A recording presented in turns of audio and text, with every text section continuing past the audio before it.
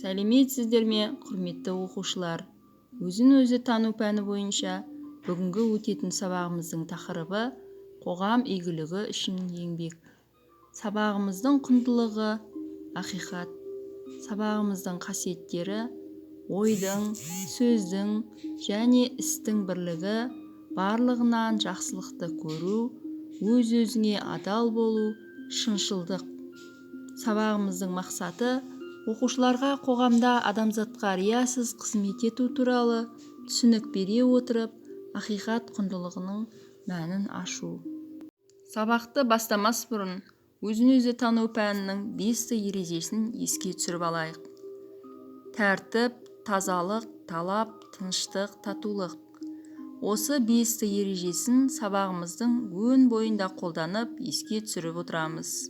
Сабағымыздың дәйек сөзі: ең әуелі өз-өзіңе адал бол. Өзіңді өзгерте алмасаң, ешқашан қоғамға әсер ете алмайсың. Ұлы бітімгердің бәрі білікті, адал, сыпайы адамдар. Нельсон Мандела.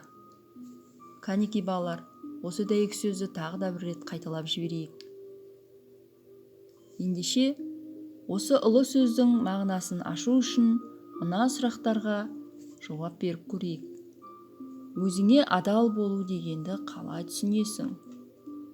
Өзіңді өзгертуді неден бастар едің? Бойыңыздан ең бірінші нені өзгертер едіңіз? Келесі бөліміміз мұғалім сыйы. Бүгінгі мұғалім сыйы ретінде сіздерге кемеңгер немесе елбасы туралы тебіреніс мәтінін алып келдім. Кәнеки балалар, мәтінмен танысып алайық. Мәтінмен танысып болсақ, мына видеоға назар аударайық. Өзіме жүктелген Қазақ Республикасы президентінің мәртебелі міндеттерін адал орындауға салтанатты түрде ант етемін. Бұл 1991 жылдың желтоқсан айы. Қазақ халқы ашық сайлауда тұңғыш рет өз президентін таңдаған сәт. Тарихи кезеңде атқа қонған 51 жастағы Нұрсұлтан Назарбаев болатын. Алайда сол жылы кеңес үкіметі келмеске кетіп, одақтас мемлекеттер өз жолына түскенде, тәй-тәй басқан Қазақстанның болашағына күмәнмен қараған сыртқы күштер жетіп артылатын. Бірақ қиын қыстау кезеңде билікті қолына алған Назарбаевқа елі сенім білдіріп, батасын берген еді. Осылайша өтпелі кезеңде елді өрге сүйреген Нұрсұлтан Назарбаевтың әрбір қадамы үнемі әлемнің назарында болатын. Тоқырау заманында экономикаға басымдық беріп, халықты қиыншылықтан алып шыққан сұңғыла саясаткер санаулы жылдарда әлемнің көшбасшы тұлғасына айналды. Түбі бір халықтар түркі жұртының ақсақалы деп бағалады. Халықаралық қақтығыстарды шешу жолында жетекші орынға шыққан ол Біріккен ұлттар ұйымының мінберінде тұңғыш рет қазақша сөз сөйледі. Мемлекеттің өзара қарым-қатынастарына жаңа серпін беру үшін бұл тарихи мүмкіндікті пайдалануымыз өте маңызды. Сондықтан Біріккен ұлттар ұйымының штаб-пәтерін Азияға көшіру мәселесін ойластыруды ұсынамын. Нұрсұлтан Назарбаев алмағайып заманда ядролық қарудан бас тартып, әлемге бейбітшіліктің үлгісін көрсеткені есімізде. Ұлтаралық татулық пен діни конфессиялардың ауызбіршілігіне баса мән беріп, тұрақтылық пен тыныштықты ту етті. Әлемге тардай шашылып кеткен қазақтың басын қосып, атамекенге ат басын бұруына мүмкіндік жасады. Елім, жерім деп еміренген әрбір қазаққа Қазақстанның есігі әр қасан ашық, айқара ашық. Ешкімге шектеу жоқ.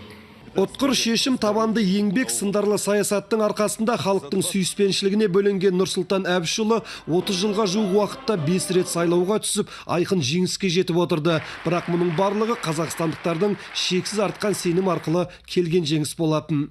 Осы жылдарда өткен барлық сайлауларда сіздер маған сенім артып, бастамаларыма қолдау білдірдіңіздер.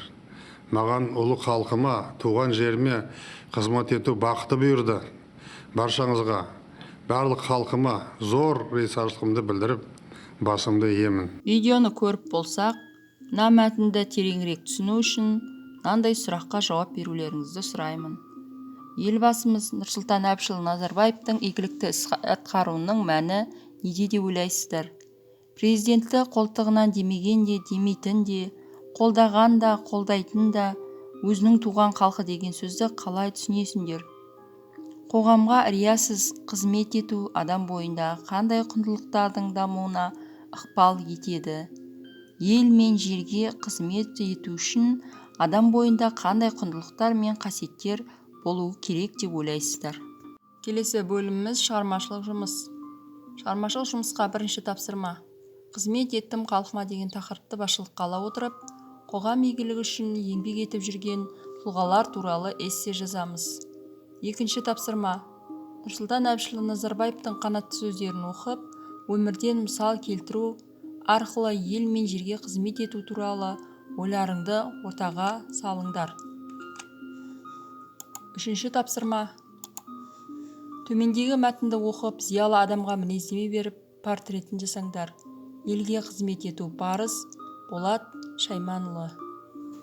Осымен бүгінгі сабағымызды қорыта келе, кез келген адам өз өмірі үшін, өмір сүріп отырған ортасы үшін борыштар. Қоғам халықтың рухани бет-бейнесінің көрінісі. Адам мұраты қоғамға қызмет ету үшін мән сыйлау. Сонда ғана адамдық борышымызды өтеп, айналамызға шуақ шашқан толық адам боламыз. Осымен бүгінгі сабағымыз аяқталды. Келесі кездескенше қош сау болыңыздар.